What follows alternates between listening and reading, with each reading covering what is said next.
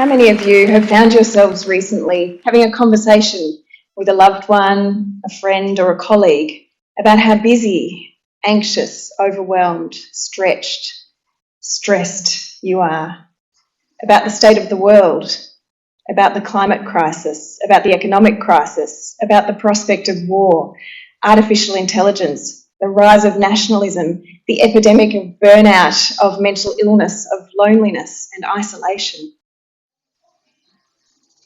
We know that things are not okay and that we, our systems and our planet are suffering, breaking or broken, and that on many measures we are reaching tipping points.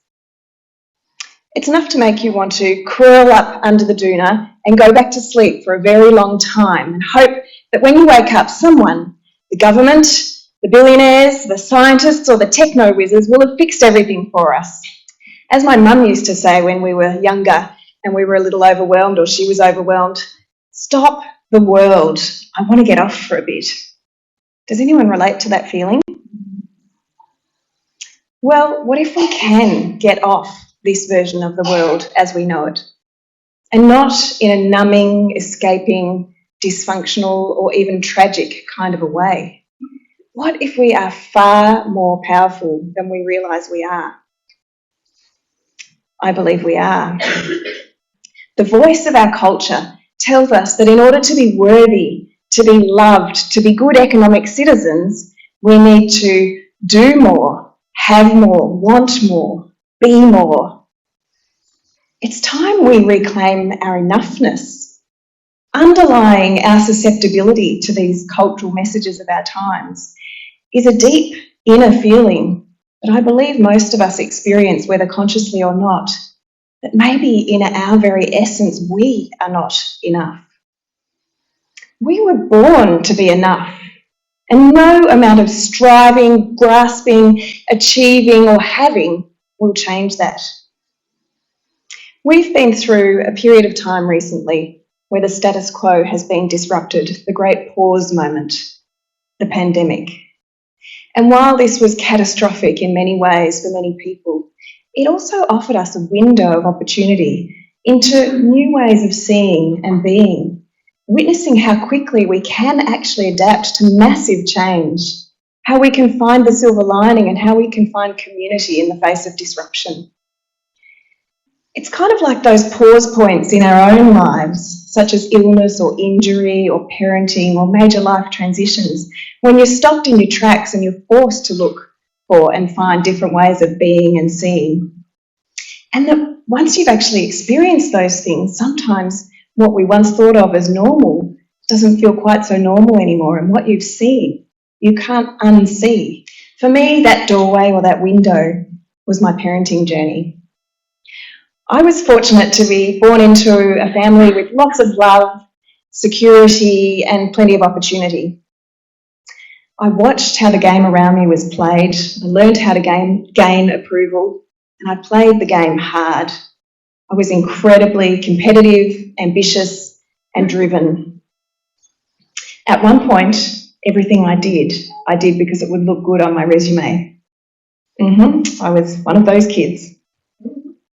So fast forward 10 years and 3 degrees later, and I became a mother. And I was going to have it all under control because I had studied hard and read all the books on parenting. So you can guess what's coming next. 3 years and 2 babies later, and I had completely fallen apart. I was hospitalised in a mother-baby unit with postnatal depression. And I remember a pivotal moment in there when my beautiful baby had woken up after another mere 15-minute nap, and the nurse asking me how I would like to respond to her. And I said, I don't know, you're the expert, you tell me. And she said with such kindness and gentleness, no, you're the expert in your own baby. What does your intuition tell you? My response, I don't have any intuition. As I said those words, I realised that something was deeply wrong. And yet there was also a part of me that didn't actually even realise that intuition was a thing. I thought maybe it was something that other people had access to, but it wasn't one of my strengths. My distress, my overwhelm, my exhaustion, the thing that I was hospitalised, pathologised and medicalised for, were in fact a massive identity crisis and a product of a life where I had heavily invested and over-invested in one strength, my brain, my mind, and heavily under-invested in strengths and capabilities that would help me through this moment: relational skills, surviving skills, thriving skills. I was all out of balance. I believe that the chaos and overwhelm and uncertainty and lack of ability to control that is the parenting journey is a great mirror and metaphor for the identity crisis that humanity faces at this time.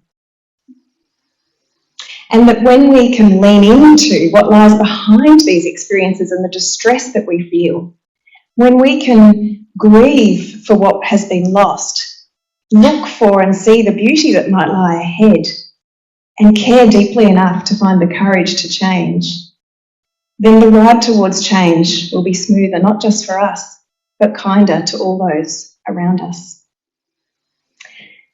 Unfortunately, there are massive forces against us in this awareness. We know that we're in trouble. We know that we're stuck on a hamster wheel or a vortex that we can't quite get out of. I myself find this incredibly difficult. I'm probably the last person who should be standing up here talking about feeling like you're enough, having enough, or doing enough. And we desperately want to be better corporate citizens and community citizens. We desperately want to be less stressed and less overwhelmed. We desperately want to be kinder to this precious planet of ours. The forces that are working against us are the cultural messaging and definitions of success of our times, the relentlessly growth-oriented economic system that we find ourselves in, and our brains, and the fact that the marketers know how to manipulate our brains better than we do. I was at a fast fashion outlet recently with my daughter, whose main customer base is young people, and I was stopped in my tracks by the messaging on the price tags, which said, see it, want it, want, gotta have it, can't stop. This messaging to the generation who started the school strikes for climate change, whose message to their governments about the stakes for their future are loud and clear, and yet whose precious and impressionable brains are being hammered like no generation before them by social media and media on demand. And this business, whose business model, of course, like any other business, is to do whatever it takes to get sales. So, to these impressionable, beautiful brains of ours, we have this tricksy chemical called dopamine, which makes us feel good and needs regular novelty hits. You might have heard of the study by University of McGill, a rat study, where they wired up rats' brains and offered them the opportunity to press a lever to release a dopamine kick, in a similar way to the kind of kick that we might get when we scroll through social media or buy something pleasurable or eat something pleasurable. They wanted to know how much the rats would like the dopamine. Well, it turns out they liked it very much. In fact, they liked it so much that they suppressed their survival skills and instincts. They stopped eating, they stopped drinking, they stopped making love, and they pressed that lever so much that they all eventually died. Turns out we have another area of our brain that is wired for goal orientation and achievement. And this is functional to a degree, but in our cultural times, it's on overdrive. And studies have shown that it can actually get stuck on overdrive, like a stuck gear. And what that part of our brain tells us when it's in overdrive and stuck is, you guessed it, the same as those price tags. Gotta have it, want it, haven't got enough, need more. So it turns out it's not just the culture, the economists and the marketers telling us that we're not enough and that we need more and we need to do more. It's our very brains.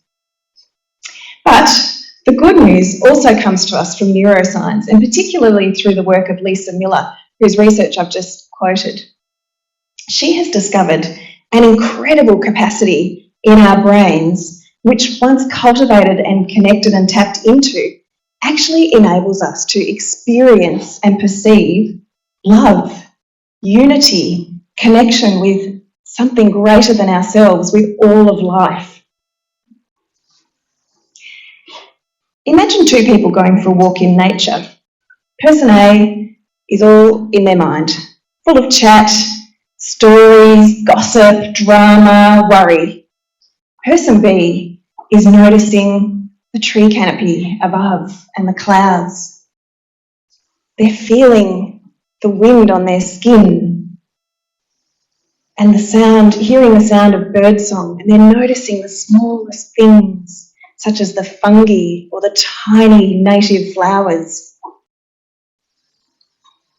They are both doing something healthy and they're both having a pleasant time.